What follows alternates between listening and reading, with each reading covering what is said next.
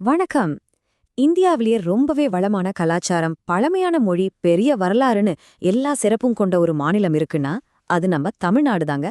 ஆனா நாம இன்னைக்கு தமிழ்நாடுன்னு எவ்ளோ பெருமையா சொல்றோம். இந்த பெயர் நம்ம மாநிலத்துக்கு எப்படி வந்துச்சுன்னு என்னைக்காவது யோசிச்சிருக்கீங்களா? சும்மா சாதாரணமா வந்துடல.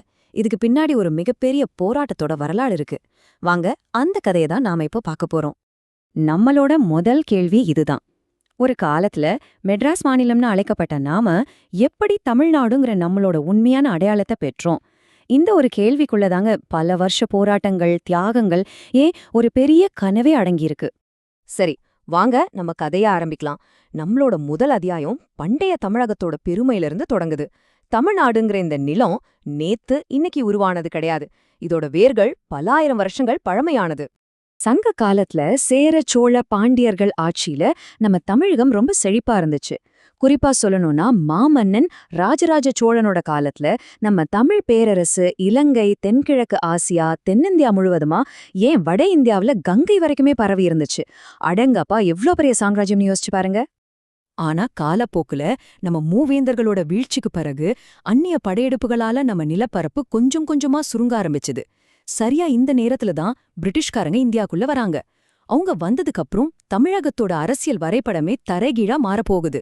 பாருங்க, 1631 மதராசப்பட்டினம்னு ஒரு சின்ன மீனவ கிராமத்தை வாங்கின கிழக்கிந்திய கம்பெனி மெல்ல மெல்ல அவங்க அதிகாரத்தை அதிகமாக்கி ஒரு பெரிய நிர்வாக அமைப்பா மெட்ராஸ் பிரசிடென்சியை உருவாக்குறாங்க.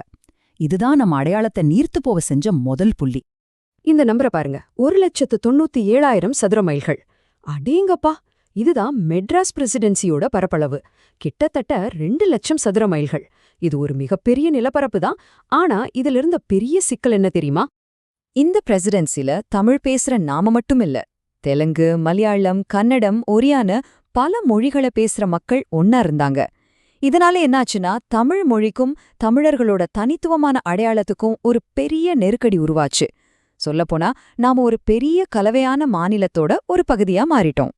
இந்தியாவுக்கு சுதந்திரம் கிடைச்சதுக்கு அப்புறம் நாடு முழுக்கவே மொழி அடிப்படையில மாநிலங்களை பிரிக்கணுங்கிற கோரிக்கை ரொம்ப வலுவா எழ ஆரம்பிச்சது. இதுதான் நம்ம வரலாற்றோட அடுத்த முக்கியமான கட்டம். ஆனா ஆரம்பத்துல மத்திய அரசு மொழிவாரியா மாநிலங்களை பிரிக்க சம்மதிக்கல.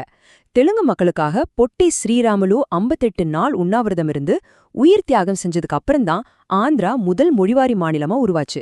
இத பார்த்துட்டு தான் 1956ல மாநிலங்கள் மறுசீரமைப்பு சட்டம் வருது. கேரளா, கர்நாடகா, ஆந்திரான்னு மத்த மாநிலங்கள்லாம் மொழிவாரியா பிரிஞ்சு போயிடுச்சு. ஆனா பாருங்க, தமிழ் பேசுற மக்களுக்கு மட்டும் அந்த பழைய மெட்ராஸ் மாநிலம்ங்கிற பேர் தான் மிச்சம் இருந்துச்சு. மொழிவாரியா மாநிலங்களை பிரிச்சாலும் நம்ம மாநிலத்தோட எல்லைகளை வரையறுக்கிறது ஒரு ரத்தம் சிந்திய போராட்டமாவே இருந்துச்சு. ஒவ்வொரு இன்ச் நிலத்துக்காகவும் தமிழ் மக்கள் பெரிய தியாகங்களை செய்ய வேண்டியிருந்தது. இந்த போராட்டத்தோட மிக முக்கியமான தலைவர் மார்ஷல் நேசமணி. அப்போ திருவிதாங்கூர் சமஸ்தானத்தோட கட்டுப்பாட்டுல இருந்த கன்னியாகுமரி மாதிரியான தமிழ் பகுதிகளை மெட்ராஸ் மாநிலத்தோட இணைக்கிறதுக்காக இவர் தலைமையில பயங்கரமான போராட்டங்கள் நடந்துச்சு. இந்த நம்பர் வெறும் 11 கிடையாது. கன்னியாகுமரி இணைப்பு போராட்டத்தின் போது காவல்துறை துப்பாக்கிச் சூட்டுல பலியான 11 தமிழர்களோட எண்ணிக்கை இது. இவங்களோட ரத்தத்தால தான் நம்ம தெற்கு எல்லை வரையறுக்கப்பட்டது. இந்த எல்லை மறுசீரமைப்புல நமக்கு கன்னியாகுமரி, செங்கோட்டை மாதிரி பகுதிகள் கிடைச்சது உண்மைதான். ஆனா அதுக்காக நாம கொடுத்த விலை ரொம்ப அதிகம். சித்தூர், திருப்பதி, தேவிகுலம், பீர்மேடு, ஏன் கோலார் தங்கவயல்னு ரொம்ப வளமான தமிழ் பகுதிகளை நாம பக்கத்து மாநிலங்களுக்கு இழக்க வேண்டியதா போச்சு. இது நிஜமாவே ஒரு பெரிய இழப்பு தான். இப்ப நாம நம்ம கதையோட இறுதி கட்டத்துக்கு வந்துட்டோம். எல்லைகளையெல்லாம் போராடி வாங்கிட்டோம். ஆனா அந்த மாநிலத்தோட ஆன்மாவான தமிழ்நாடுங்கிற பேர் இன்னும் கிடைக்கல. அதுக்கான கடைசி போராட்டம் இப்போதான் தொடங்குச்சு. மெட்ராஸ் மாநிலம்ங்கிற பேரை மாத்தி தமிழ்நாடுன்னு வைக்கணும்னு போராட்டங்கள் தொடர்ந்து நடந்துகிட்டே இருந்துச்சு. இதுல நாம கண்டிப்பா ஒருத்தரை ஞாபகம் வச்சுக்கணும். சுதந்திர போராட்ட வீரர் சங்கரலிங்கனார்.